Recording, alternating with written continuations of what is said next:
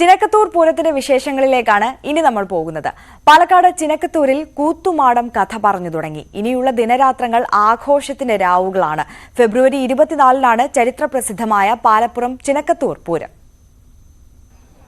ചരിത്രപ്രസിദ്ധമായ ഒറ്റപ്പാലം ചിനക്കത്തൂർ പൂരത്തിന് ഒരുക്കം തുടങ്ങി. വള്ളുവനാട്ടിലെ പ്രസിദ്ധമായ ചിനക്കത്തൂർ കാവിലെ പൂരാഘോഷത്തോടനുബന്ധിച്ചുള്ള തോൽപ്പാവക്കൂത്തിനും തുടക്കമായി. കൊടിയേറ്റം വരെയുള്ള ദിവസങ്ങളിൽ കൂത്തുമാടത്തിൽ തോൽപ്പാവക്കൂത്ത് അരങ്ങേറും. ഫെബ്രുവരി 24-നാണ് ചരിത്രപ്രസിദ്ധമായ പാലപ്പുറം ചിനക്കത്തൂർ പൂരം. ഇനിയുള്ള രാവുകളിൽ ചിനക്കത്തൂരിലെ കൂത്തുമാടം ഉണർന്നിരിക്കും. 50 വർഷത്തെ കലാപാരമ്പര്യത്തിനുടമയായ സദാനന്ദ പുലവരാണ് ഈ വർഷവും കൂത്തുമാടത്തിന്റെ ചുമതല. ആദ്യ 7 ദിവസങ്ങൾ ദേശക്കൂത്തുകളും പിന്നീട് വഴിപാട് കൂത്തുകളുമാണ് നടക്കുക. രാമായണ കഥയിലെ കമ്പരാമായണം, സേതുബന്ധനം മുതൽ ശ്രീരാമ പട്ടാഭിഷേകം വരെയുള്ള ഭാഗങ്ങളാണ് 17 രാവുകളിലായി കൂത്തിലൂടെ അവതരിപ്പിക്കുക. കൂത്തവതരണത്തിനുള്ള ക്ഷേത്ര ചടങ്ങുകളും ഏറെ ശ്രദ്ധേയമാണ്.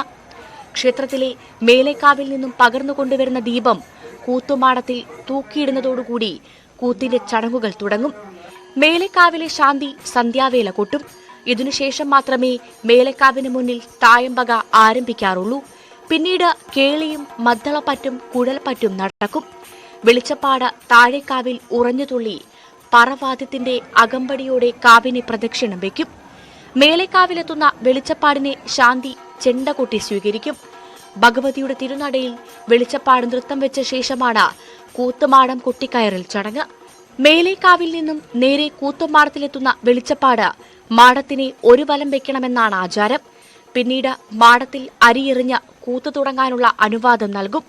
ഒപ്പം മാടപ്പുലവർക്ക് കൽപ്പന നൽകും. ഇതിനുശേഷമാണ് മാടത്തിൽ ചെറിയ കേളിയും കുഴൽപ്പറ്റും നടക്കുക. തുടർന്ന് മാടച്ചിന്ത് പാടും.